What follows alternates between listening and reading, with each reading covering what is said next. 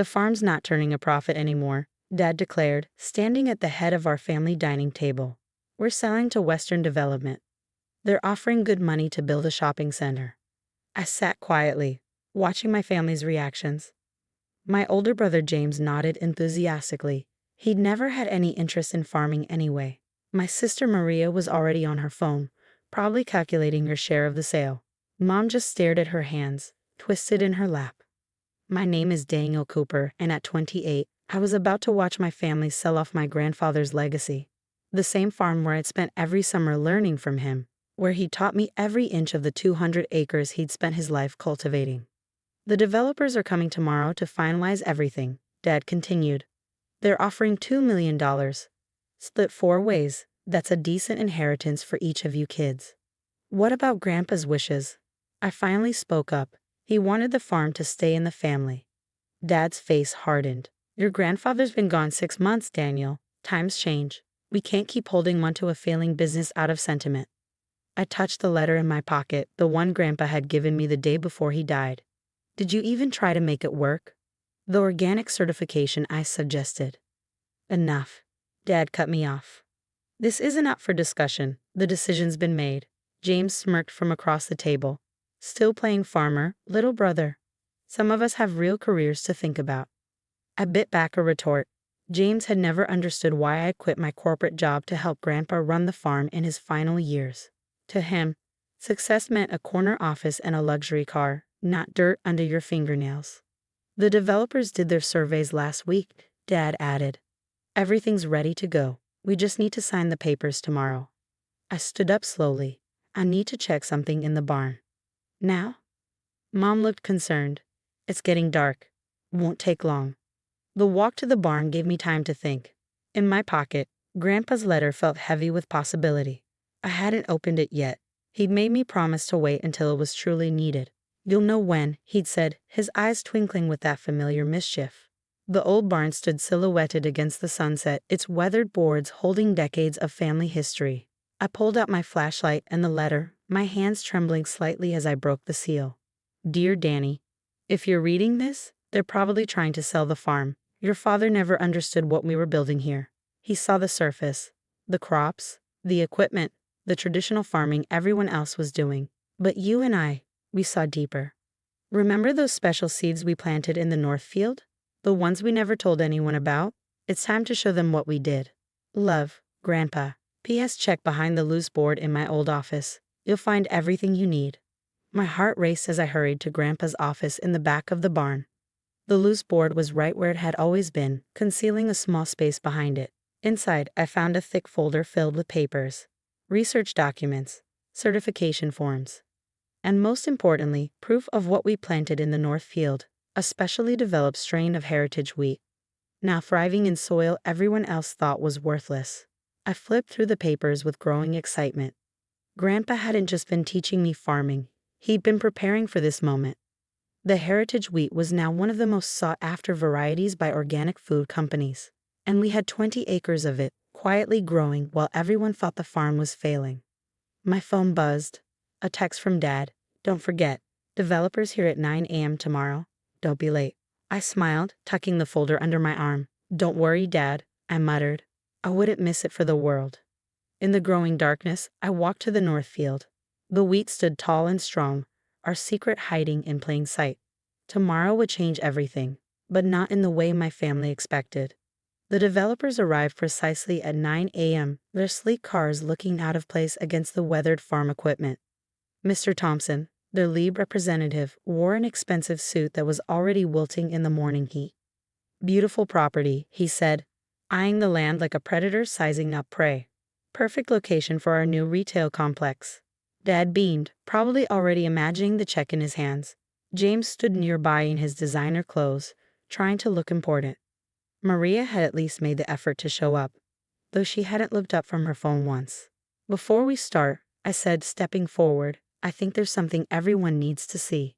Daniel, Dad warned, don't make this difficult. I pulled out Grandpa's folder. Did any of you actually look at the recent soil surveys, the ones the developers did? Mr. Thompson frowned. Our survey showed standard agricultural land, nothing special. Really? I spread out several papers on the hood of his car, because these certified lab results show something very different. Dad moved closer, his face darkening. What are you talking about? Grandpa and I spent the last 3 years rehabilitating the North Field. We used specialized organic farming techniques, developed a unique soil composition. I pointed to the test results. This land isn't just farmland anymore. It's certified organic heritage farming soil. Do you know how rare that is? Mr. Thompson's eyes widened as he scanned the documents. Even James stopped checking his reflection in his phone screen to pay attention. That's impossible, Dad sputtered. The farm's been losing money. No, Dad, I interrupted. You just weren't looking at the right numbers. I pulled out more papers from the folder. Remember that worthless wheat field? It's not ordinary wheat. It's a specialized heritage strain that Grandpa and I developed. And those companies you think aren't interested in our farm, they're very interested. I handed him a letter from Organic Harvest Foods, one of the largest organic food distributors in the country. Their offer to contract our heritage wheat production made the developer's offer look like pocket change. This can't be real, James stammered, finally seeing the numbers. Oh, it's real, I said. Grandpa knew what he was doing. While everyone thought he was just a stubborn old farmer, he was actually building something revolutionary, and he left it to me. I pulled out the final document, Grandpa's updated will, filed just weeks before his death. The North Field, the most valuable part of the farm, had been left solely to me. You can still sell the rest, I said quietly, but the North Field? That's mine, and I'm not selling. The silence that followed was deafening. Mr. Thompson cleared his throat uncomfortably. Perhaps we should reschedule this meeting. Our offer would need to be substantially revised without the North Field. Dad's face had turned an alarming shade of red. You knew about this? All this time? I knew Grandpa had a plan, I replied. He wanted to make sure the farm went to someone who understood its real value. Not its price tag, its value. Maria finally looked up from her phone. But what about our inheritance? If you're interested in actually working the farm, helping me expand what Grandpa started, there's plenty of opportunity. I met each of their eyes. But if you're just looking for a quick payday, I suggest you look elsewhere. Mr. Thompson was already packing up his papers, making a hasty retreat. The development deal was clearly dead without the North Field, the most accessible part of the property and now the most valuable. You can't do this, James protested. It's not fair. I thought about all the summers they'd refused to help on the farm, all the times they'd mocked Grandpa's outdated methods. Life rarely is, I said, gathering up my documents. But Grandpa taught me something important. True value isn't always obvious at first glance. Sometimes you have to dig deeper, work harder, and be patient enough to watch things grow. I turned and walked toward the North Field, where the heritage wheat swayed in the morning breeze. Behind me, I could hear Dad and James arguing, Maria complaining loudly about her lost shopping center plans. But standing there, surrounded by what Grandpa and I had built together, I knew I'd made the right choice. Some legacies were worth more than money could buy. 1 year later, I stood in the same spot where the developers' cars had parked, but the view was dramatically different. The heritage wheat field had expanded to cover 60 acres, organic certification signs marked our boundaries, and a new barn stood proud against the horizon. The local newspaper reporter taking pictures seemed impressed. So this is what saved the Cooper farm, she said, scribbling in her notebook. Part of it, I replied, watching our new employees work the fields. Several local farming families had joined us, eager to learn organic farming techniques. The farm that my family had written off as worthless now employed 15 people. My phone buzzed. A text from Maria. Saw your fancy new tractor. Finally making some real money, little brother. I smiled but didn't respond. Last month's organic certification had caught everyone's attention, especially when Organic Harvest Foods doubled their original offer. Suddenly, the family members who dismissed me were very interested in my hobby farm. Danny. Mom's voice called from the farmhouse. She'd started helping with the farm's bookkeeping 3 months ago after Dad's construction business hit hard times. The investors are here. I walked to the house, straightening my shirt, no suit and tie.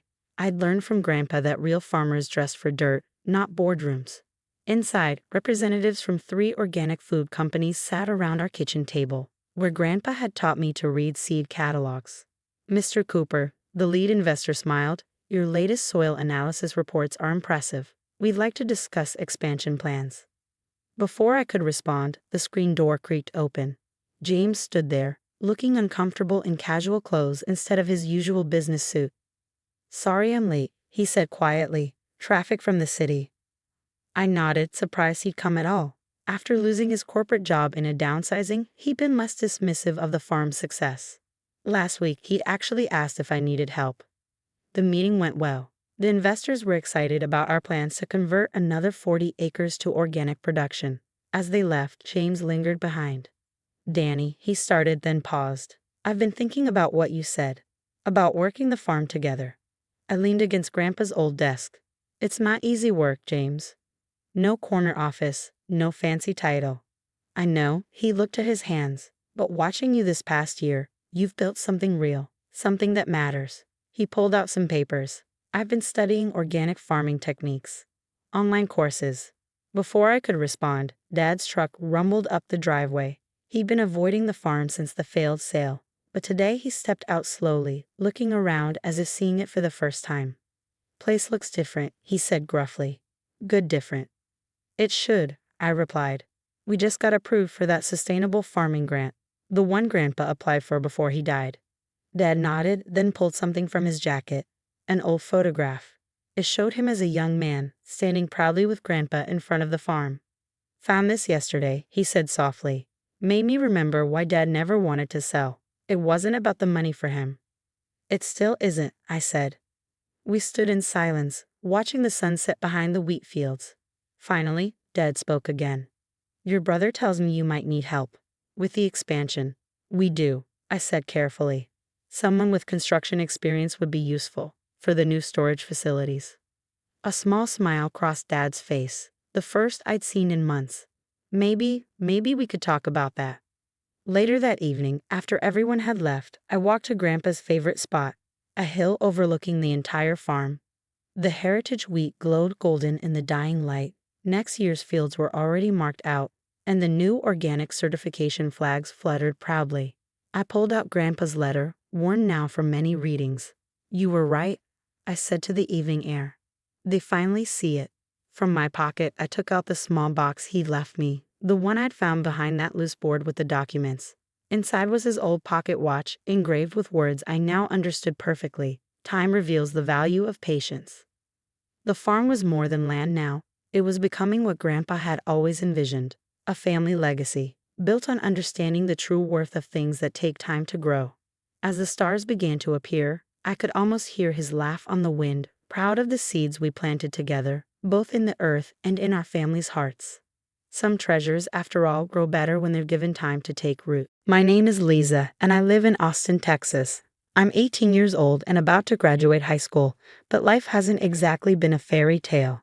After my mom passed away when I was little, it was just me and my dad for a long time. He did his best, but his job eventually took him to another state, and that's when everything changed. Dad remarried a woman named Sophia, and at first, I thought maybe things would get better, that I'd finally have a family again. But Sophia, she's not the loving stepmom she pretends to be when Dad's around. And her daughter, Rebecca, my stepsister. Let's just say she sees me more as competition than family. Living with them has been like walking on eggshells. Rebecca gets away with everything. She's spoiled, selfish, and always looking for a way to put me down. If I complain or try to stand up for myself, Sophia shuts me down, telling me to stop whining or be grateful. It's like she only defends Rebecca to keep the peace, even if it means treating me like I don't matter. The weird part, when Dad visits, Sophia flips a switch. Suddenly, I'm her lovely daughter, and she acts like we're all one big happy family. It's exhausting, but I've learned to keep my head down and focus on getting through high school. I know I can't leave yet. I refuse to give them the satisfaction. One day, I tell myself, they'll be out of my life, and I'll finally have peace. But until then, I've been stuck in a house where I'm treated like an outsider, or worse, like the help. It's been years of biting my tongue, swallowing my pride, and waiting for my chance to escape. Little did I know, everything would come to a head on my graduation day. Graduation day was supposed to be one of the happiest days of my life, a milestone marking the end of all the struggles I endured in that house. For once, I wanted to celebrate my hard work and feel proud of myself. I even saved up money from my part-time job to buy a beautiful dress.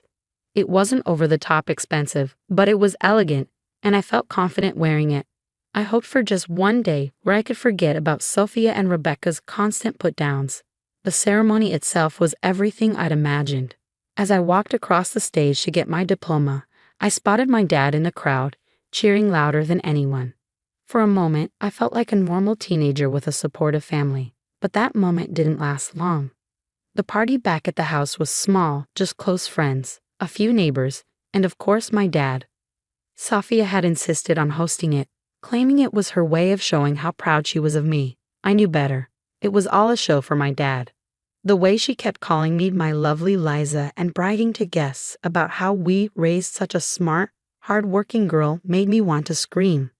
Rebecca, as usual, found a way to ruin everything. She walked into the party late, wearing a dress that was clearly meant to outshine mine, something flashy and borderline inappropriate for a family gathering. From the moment she arrived, her eyes were glued to me, narrowing every time someone complimented my dress or congratulated me. It wasn't until later in the evening, when most of the guests had left, that her jealousy boiled over. I was standing by the dessert table, talking to a friend, when Rebecca stormed over. Her voice was sharp, dripping with disdain as she spat. "Why do you think you deserve to wear that dress? You probably stole Dad's money to buy it, didn't you?" I froze, stunned by her audacity. "What are you talking about?" I asked, trying to keep my voice steady. She didn't answer. Instead, she grabbed the edge of my dress and yanked at it, spilling her drink all over the fabric in the process. "You're not better than me, Lisa," she screamed. "Stop acting like you are."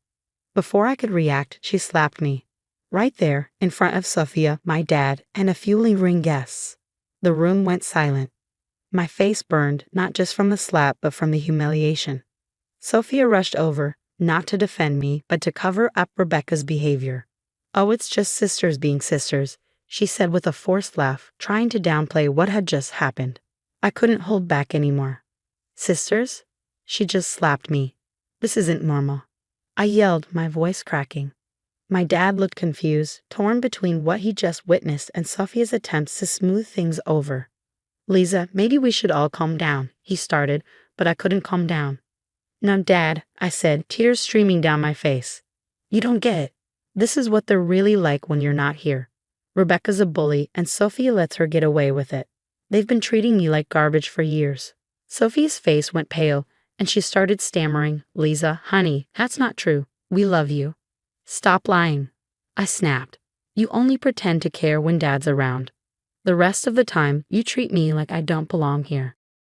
I ran upstairs, locked myself in my room, and called my dad. I couldn't face him in person, not after everything that had just happened. But I needed to tell him the full truth. Over the phone, I poured out everything I'd kept bottled up, how Sophia treated me like a maid, how Rebecca constantly tormented me, and how they only acted nice to me when he was home. To my surprise, he didn't try to interrupt or downplay my feelings. He just listened. When I finally finished, my voice hoarse from crying, he said, "I'll be there soon." True to his word, my dad showed up at the house that same night. He didn't knock or wait for an explanation. He walked straight in and demanded to know what had been going on. Sophia tried to sweet-talk her way out of it, but for once my dad wasn't buying it. "You think I'm blind," he said, his voice steady but filled with anger. "I saw what happened at the party. And now, hearing everything Liza's told me, I can't believe I trusted you to take care of her." Sophia's protests fell on deaf ears. Rebecca tried to play the victim, claiming I had provoked her, but my dad wasn't having it. "You've both been mistreating my daughter, and I won't stand for it," he said. "Pack your things and get out." Sophia's jaw dropped. "You can't be serious," she cried. "I am," he said firmly. "Lisa deserves better than this. I married you because I thought you'd help give her a family, but all you've done is hurt her. Get out." That was the first time I truly felt like my dad had my back. As Sophia and Rebecca packed their bags and left, I felt a weight lift off my shoulders. For the first time in years, I felt like I could breathe again. A year had passed since my graduation day. Life was finally starting to feel normal. Without Sophia and Rebecca in the house, the tension that once suffocated me was gone. My dad made a real effort to spend more time at home, and I threw myself into college and part-time work. For the first time in years, I could focus on myself without constantly looking over my shoulder. Then, out of nowhere, they showed up. I had just finished a shift at the campus coffee shop and was walking back to my small off-campus apartment when I saw Sophia standing by my door. At first, I thought I was imagining it. After all, she was the last person I expected to see. But there she was, looking disheveled, her once pristine hair unkempt and her face lined with worry. Beside her stood Rebecca, clutching a bag that looked like it held everything she owned. "Liza," Sophia started, her voice soft and almost pleading, "we need to talk." I felt a wave of anger surge through me. The nerve of them, showing up here after everything they put me through. "What are you doing here?" I asked, crossing my arms. "Please just hear me out," she said. We've lost everything. After what happened at your graduation, your father cut us off completely. We had to sell the house. Rebecca couldn't finish school because we couldn't afford the tuition. We've been staying with friends, but now we have nowhere to go. We need your help." I almost laughed at the absurdity of it. "My help? You have got to be kidding me." Rebecca, who had been quiet until now, looked up with tears in her eyes. She wasn't wearing her usual designer clothes. Instead, she was dressed in faded jeans and a worn-out sweatshirt. "Please, Liza," she said softly. "We're desperate." It was almost surreal. The same people who had treated me like I was nothing were now standing on my doorstep, asking for my kindness. "I don't owe you anything," I said, my voice trembling with a mix of anger and disbelief. "After the way you treated me? You think I'm just going to forget all of that because you're suddenly in trouble?" Sophia stepped closer, her hands clasped together. "I know we made mistakes," she said. "I know we hurt you. But we're your family. Can't we start over? Please, Liza, give us a chance." I shook my head, taking a step back. "Family? You didn't treat me like family when I needed you. You treated me like a burden, like a maid, like I didn't even belong in my own home. And now you want my help because you've run out of options? That's not how this works." Sophia's composure cracked, and she started crying. "I know I failed you, Liza. I was wrong. I thought I was protecting Rebecca. But I see now that I was blind to what I was doing to you. Please don't turn us away. We have nowhere else to go." Rebecca sniffled, her voice barely above a whisper. "I'm sorry too, Liza. I know I was awful to you. I didn't know how to handle everything after Dad died, and I took it out on you. But I changed. I swear I have." Their words might have moved me once, but now they felt hollow. I thought about all the nights I cried myself to sleep, all the times I felt invisible, all the moments they tore me down just to make themselves feel bigger. I thought about how I swore to myself that I'd never let them hurt me again. "I'm glad you've changed," I said, my voice firm but steady. "But that doesn't erase what you did to me. You don't get to waltz back into my life and expect me to fix your problems. You told me to leave my own home, Sophia. You treated me like garbage, Rebecca. Now look where that's gotten you. That's not my fault, and it's not my responsibility to fix it." Sophia tried one last time. "Please, Liza. If not for me, then for Rebecca. She's your sister." "No," I interrupted. "She's not. Sisters don't do what she did to me. And you're not my mother, Sophia. You never were. You just pretended to be when it suited you. So no, I won't help you. Go find someone else to manipulate." I took a deep breath, standing taller. "And if you ever show up here again, I'll call the police. Now leave." Sophia and Rebecca stared at me, stunned into silence. For a moment, I thought they might argue. But then Sophia nodded, defeated. They turned and walked away, and I watched as they disappeared down the street, carrying the weight of their own choices. As I closed the door, a sense of relief washed over me. After that day, everything changed for the better. I didn't realize how much of my life I had spent carrying the weight of their cruelty until I finally let it go. Closing that door wasn't just about turning them away. It was about reclaiming my life, my peace, and my sense of self-worth. I focused on my future with a new sense of clarity. My part-time job turned into a stepping stone for an internship, and I threw myself into my studies. Slowly but surely, I built a life that felt like mine, a life without their shadows hanging over me. My small apartment became my sanctuary. It wasn't much, but it was filled with things that brought me joy. Photos of my friends, books I loved, and even little plants I learned to keep alive. I spent time with people who genuinely cared about me, people who saw me for who I was and not as a scapegoat or a target. One evening, as I sat on my balcony with a cup of tea, watching the sunset, I felt something I hadn't felt in years: peace. For so long, I had clung to the hope that things would change, that they would see me, love me, and treat me like I mattered. But in letting go of that hope, I had found something even better: myself. I wasn't angry anymore. I wasn't bitter.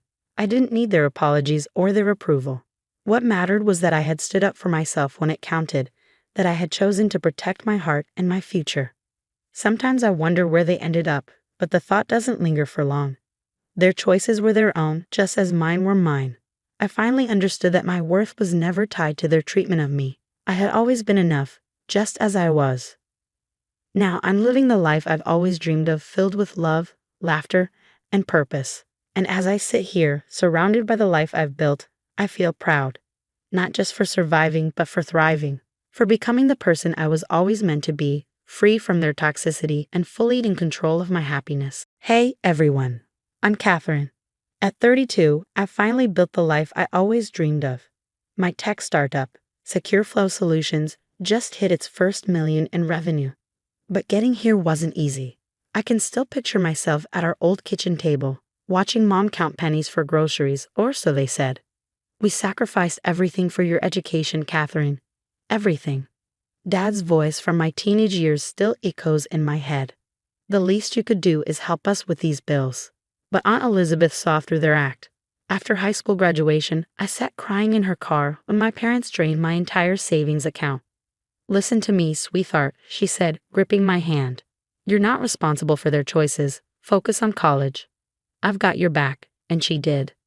While my parents blew borrowed money on new cars, Aunt Elizabeth helped me land scholarships and a part-time job that got me through MIT. Last week, my brother David called. Catherine, you won't believe what Dad just told me. They need $40,000 for some investment opportunity. You're making bank now, right? They said you owe them. I was in my office when I got that call. Hannah, my best friend and business partner, looked up from her laptop, her face tight with disbelief. They're still pulling this nonsense, after everything you've done. She was right. They never stopped.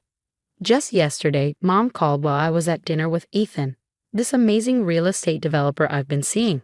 The phone buzzed until I finally answered. Catherine, honey, the country club raised their fees again.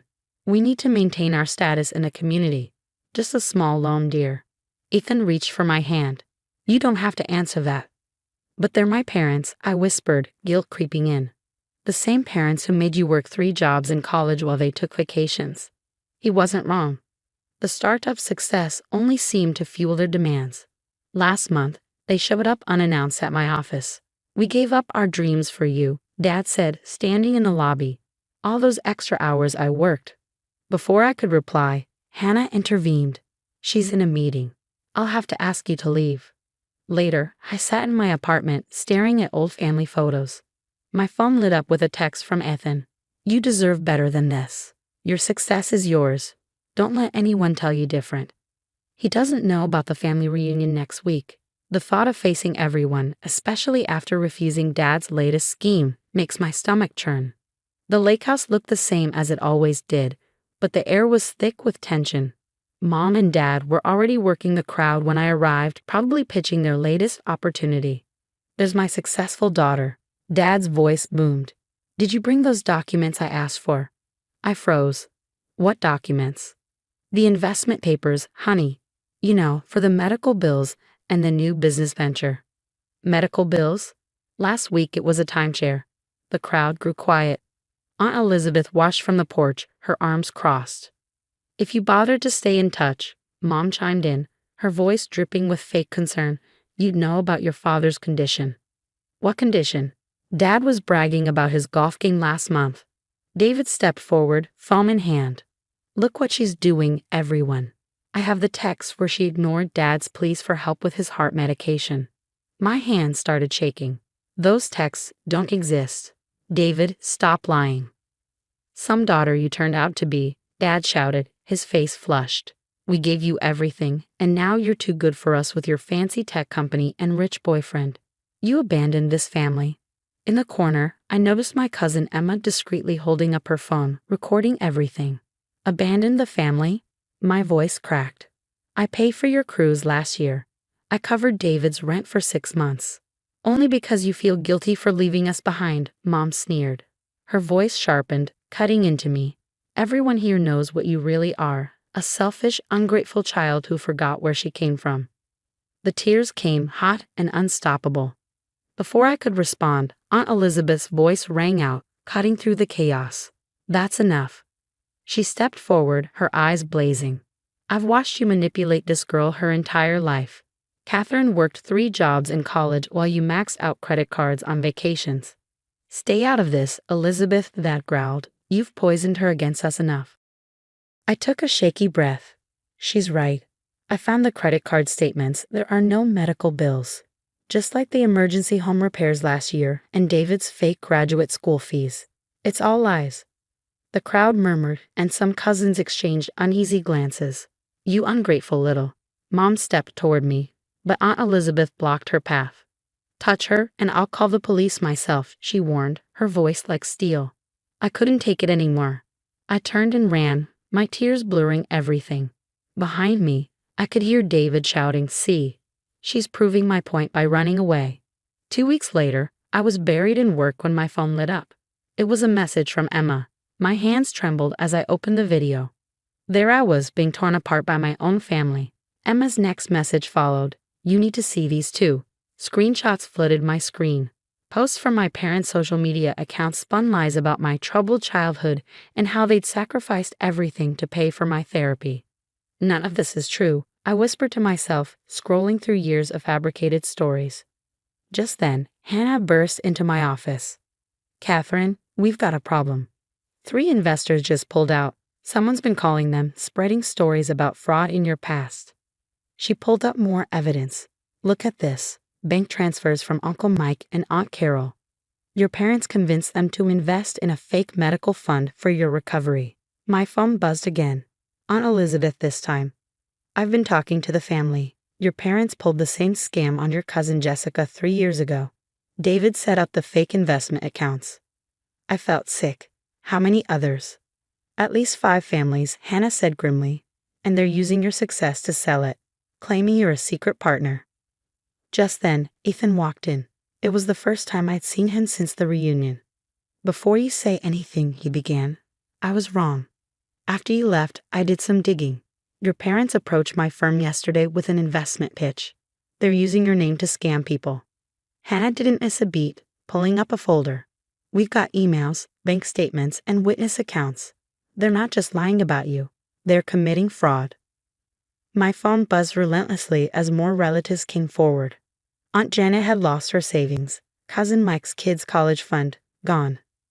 My parents even used my childhood photos in their fake presentations, spinning tales about a troubled teen who overcame adversity. They've been writing checks from a company registered in your name, Hannah said, scrolling through documents. Did you know about this? What? I gasped. No, I never. David filed the paperwork, she continued. He used your old signatures from college forms.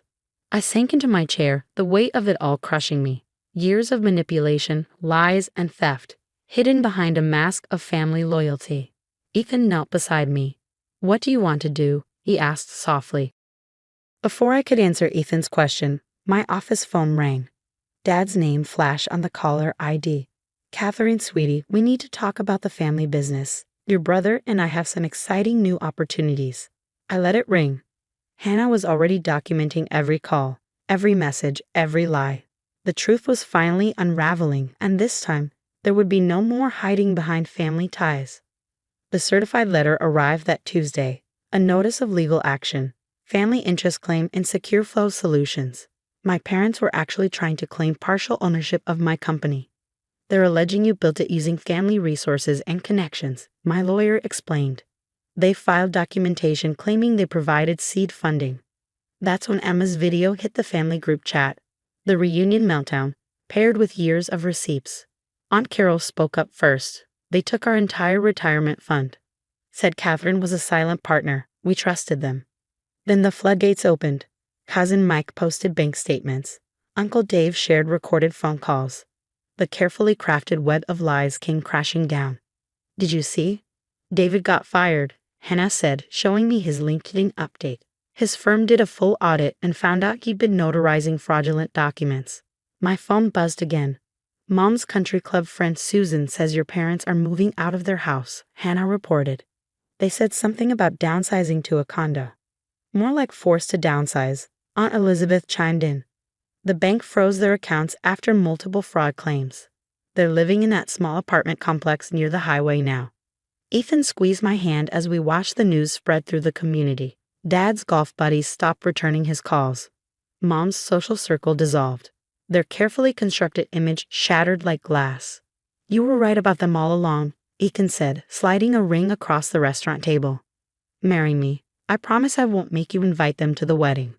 6 months later, I stood in Aunt Elizabeth's garden, wearing white. No elaborate country club reception, just the people who stood by me. Emma, now my wedding videographer, captured Ethan's tears during our vows. Hannah's toast had everyone laughing. To the bride who built her own empire, and the groom smart enough to support her. David tried to crash the ceremony, shouting about family loyalty as security escorted him out. Last I heard, he was working retail and living with our parents in their one-bedroom apartment. Dad still calls sometimes, usually when rent is due. Mom sends guilt-tripping emails about grandchildren she'll never meet. I've blocked them all. Your latest investor meeting is confirmed, Hannah announced yesterday, scanning my schedule. Oh, and SecureFlow just hit $10 million in valuation. Later that night, driving home to my new house with Ethan, I passed their apartment complex. Through a ground floor window, I glimpsed Mom and Dad eating TV dinners, surrounded by the remnants of their former life. You okay? Ethan asked. I thought of the family gathering we'd hosted last weekend. Aunt Elizabeth teaching Hannah's kids to bake, Emma showing everyone her engagement photos. The sound of genuine laughter, no strings attached. Yeah, I said, smiling as I drove past without slowing down. I've never been better. Reflection. What would you do if a toxic family member suddenly showed up at your wedding, like David did? My name is Linda, and I live in Seattle, Washington. I'm 20 years old and currently working my first full-time job at a marketing agency. For most of my life, it's just been me and my dad, William. My mom passed away when I was little, and my dad worked so hard to give me a good life, sacrificing so much to make sure I had everything I needed. About a year ago, my dad remarried. Her name is Sophia, and at first, I was happy for them. She seemed kind and welcoming, and she always treated me like her own daughter. I'll admit, I was a little hesitant at first. Bringing someone new into our lives felt strange. But she made me feel comfortable, and I genuinely thought she cared about me. Things started to change, though, once I got my job. Sophia's attitude shifted in ways I didn't understand at first. She became more demanding, expecting me to handle housework as soon as I came home from the office. I'd be exhausted, but she didn't seem to care. It was little things at first. Can you wash the dishes before bed? Or, make sure you vacuum the living room after work. But soon, it became a daily routine. I barely have time to breathe before she was giving me a list of chores. It hurt because I didn't expect this from her. Before, she would tell me to focus on school or encourage me to rest. Now, it was as if my job made me a target. I didn't know what I had done wrong, but I told myself to stay quiet. I didn't want to upset my dad. He looked so happy with her, and I didn't want to ruin that. But deep down, I couldn't shake the feeling that something wasn't right, and soon I would find out just how wrong I was. One evening, I had just gotten home from work, drained from a long day. As usual, I was halfway through washing the dishes when Sophia called me from her room. Her tone was sharp, almost urgent, and it caught me off guard. I quickly dried my hands and headed to her room, wondering what could be so important. When I entered, she was sitting on the edge of her bed, her arms crossed tightly over her chest. Linda, she started, avoiding eye contact. I need a favor. I didn't know what to expect. Sure, Mom. What do you need? Her eyes finally met mine, and they were harder than I'd ever seen them. I need $2,500. At first, I thought I had misheard her. I laughed nervously, hoping she was joking. Why would you need that kind of money from me?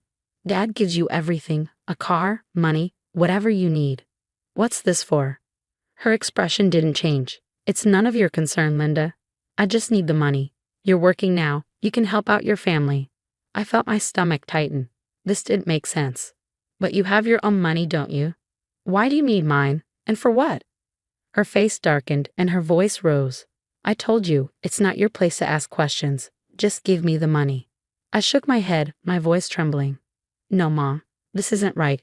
If you really need it, you should tell Dad. He's always been there for you. Her hand shot out so quickly that I barely had time to react. The slap stung across my cheek, and for a moment I was too shocked to say anything.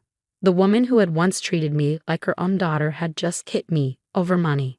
You listen to me, she hissed, her voice low and threatening. You're not going to say a word to your father about this. Do you hear me? Not a word. Tears welled up in my eyes, but I didn't let them fall. I couldn't believe what had just happened. This wasn't the Sophia I thought I knew. I stared at her, my cheek burning, and managed to whisper, I don't know who you are anymore. I turned and walked out of her room, my mind racing. My hands were shaking as I pressed them against my face, trying to calm down. How could she do this? How could she hit me and then demand my silence? That night, I couldn't sleep. I kept replaying the scene in my mind, questioning everything about her. The slap wasn't just an act of anger, it was a betrayal. For the first time, I felt genuinely afraid of her, and I knew this wasn't something I could ignore. Something was terribly wrong, and I had to figure out what it was. The next day, I went to work, but I couldn't focus on anything. My cheeks still felt warm where she had slapped me the night before, and the memory kept playing in my mind like a bad movie I couldn't escape. The tension, the anger in her voice, and the shock I felt when her hand connected with my face. It all lingered, making me feel uneasy and distracted. By the time I got home that afternoon, I decided to come home early, needing some peace and quiet to sort out my thoughts. But as soon as I stepped into the house, I realized something was off. The living room lights were on, and I could hear voices, laughter actually, a man's voice mixed with Sophia's. Curious, I walked quietly toward the sound. The closer I got, the clearer their conversation became. I froze just before stepping into the living room, hiding behind the edge of the hallway wall. I can't believe you actually slapped her, the man said, laughing softly. Sophia giggled, her voice playful and light, so different from the harsh tone she used with me. While she was getting nosy, she threatened to tell William about me asking her for money, so I had to shut her up somehow. Don't worry about it. She's too scared to do anything about it. My heart dropped. My hands started trembling, and I felt a sick knot form in my stomach. Who was this man? And why was Sophia so comfortable laughing about slapping me? And William? The man asked, his tone casual but probing. What about him? He hasn't caught on yet? Sophia sighed. No, of course not. He's too busy working all the time. He just hands me money whenever I ask. I told you, we don't need to worry about him. It's Linda who's becoming a problem. I peeked around the corner and saw them sitting on the couch together. He was young, maybe in his late 20s, and he had his arm draped casually over the back of the couch, close to Sophia. They looked far too comfortable together, like a couple who had been doing this for a long time. Sophia leaned in closer to him and whispered, She'll keep her mouth shut. She doesn't have the guts to stand up to me. At that moment, something inside me snapped. I wasn't scared anymore. I was furious. How dare she talk about me like this, like I was some obstacle in her life? And how dare she disrespect my dad like that? He had given her everything, his trust, his love, and his hard-earned money. And here she was, laughing with another man about her lies and betrayal. I stepped into the living room, my heart pounding but my voice steady. I guess I do have the guts after all. Sophia's face turned pale the moment she saw me standing there. The man quickly moved his arm away from her, sitting up straighter like a kid caught stealing cookies. Linda, Sophia stammered, her voice shaky. I crossed my arms, glaring at her. I heard everything. All of it, and I'm not going to keep my mouth shut. I'm telling Dad. Sophia jumped to her feet, tears springing to her eyes instantly.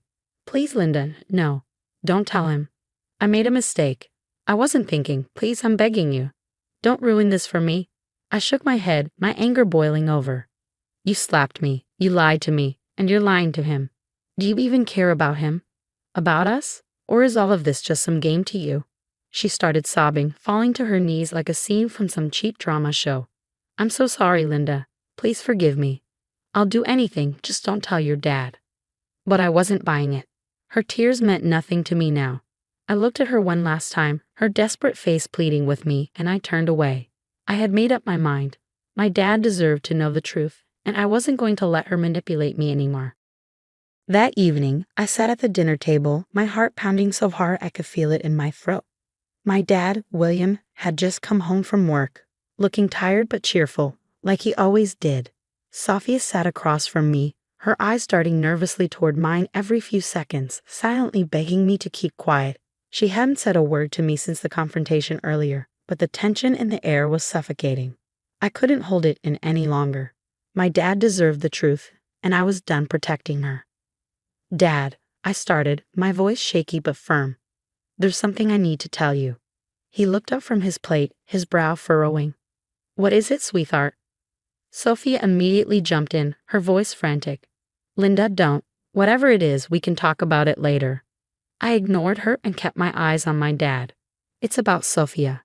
I came home early today and found her with another man in the living room." Dad froze, his fork halfway to his mouth. "What are you talking about?" I took a deep breath, trying to steady my voice. "I heard them talking, Dad. She's been seeing him behind your back. And it's not just that. She's been giving him your money. She even admitted to slapping me last night because I refused to give her $2,500. The room fell silent except for the sound of Sophia's chair scraping against the floor as she stood up. "William, she's lying. She's making this up because she's angry with me. You know how kids can be." But I wasn't going to back down. "Dad, I swear I'm telling the truth. If you don't believe me, check her phone." For a moment, he just sat there, staring at Sophia. Then, without a word, he stood up and held out his hand. "Give me your phone." Sophia's face turned pale, and she clutched her phone tightly. "William, please, you don't need to do this. She's lying. I love you. You know that." "Your phone." "Now," he said, his voice cold and steady. Reluctantly, she handed it over, her hands trembling. He unlocked it and began scrolling through her messages. I watched as his expression changed, confusion, anger, and then heartbreak. When he finally looked up, his voice was shaking with fury. "How could you do this to me, Sophia? After everything I've done for you, everything I've given you." Sophia burst into tears, falling to her knees. "William, I'm so sorry. I made a mistake. It didn't mean anything. Please, we can fix this." But my dad wasn't having it. He threw her phone onto the table, his face red with anger. "Fix this. You've been lying to me for over a year. You've betrayed me, stolen from me, and hurt my daughter. Get out. I don't want to see your face ever again." "William, please," she sobbed, reaching for him, but he stepped back. "Go," he said firmly. Sophie looked at me one last time, her eyes full of desperation, but I didn't feel sorry for her, not anymore. She had made her choices, and now she was facing the consequences. She left that night, taking only a small bag of her things. The house was quiet after she was gone, and my dad and I sat at the kitchen table in silence for a long time. Finally, he looked at me, his eyes full of pain but also gratitude. "Thank you for telling me, Linda. I'm sorry you had to go through all of this. I should have seen the signs." I shook my head, tears brimming in my eyes. "It's not your fault, Dad. We're going to be okay." And for the first time in what felt like forever, I believed it. After Sophia left, the house felt different, quieter, calmer, almost like we could finally breathe again. My dad and I spent the next few days trying to process everything that had happened. It wasn't easy. I could see the hurt in his eyes, the weight of betrayal hanging over him. But I also saw his determination to move forward. And that gave me strength too. For the first time in months, I felt free. I didn't have to come home to Sophia's sharp comments or her endless demands. I didn't have to tiptoe around her moods or worry about her taking advantage of my dad. The house felt like home again, a place where I could truly relax and be myself. As the weeks passed, my dad and I grew closer. We started spending more time together, cooking dinners, watching old movies, and even going on weekend hikes like we used to when I was younger. It felt good to have that bond back, and I could tell he was slowly healing too. I also started focusing more on myself. I realized how much energy I had wasted trying to keep the peace with Sophia, and I promised myself I would never let anyone drain me like that again. I poured myself into my work, taking on new projects and impressing my boss. Outside of work, I reconnected with old friends and even picked up a new hobby, painting. It was something I hadn't done in years, but it brought me so much joy to lose myself in colors and creativity. One evening, as I sat in my room painting, I thought back to everything that had happened. The slap, the confrontation, the truth coming out, it had all been so overwhelming. But I didn't feel anger or sadness anymore. I felt proud. Proud that I had stood up for myself, for my dad, and for what was right. I realized that life is too short to let toxic people control your happiness. I didn't need Sophia's approval or validation. I didn't need to carry the weight of her lies. What I needed, and what I finally had, was peace. My dad once told me sometimes the hardest decisions are the ones that set you free. He was right. Telling him the truth about Sophia was one of the hardest things I've ever done, but it was also the best. Now, I'm living a life that feels entirely mine. I'm surrounded by people who support me, and I'm doing things that make me happy. And as for Sophia, she's just a chapter in my story, one I've closed for good. Looking back, I don't regret any of it. I'm stronger now, wiser, and more confident in myself. And for the first time in a long time, I feel hopeful about the future.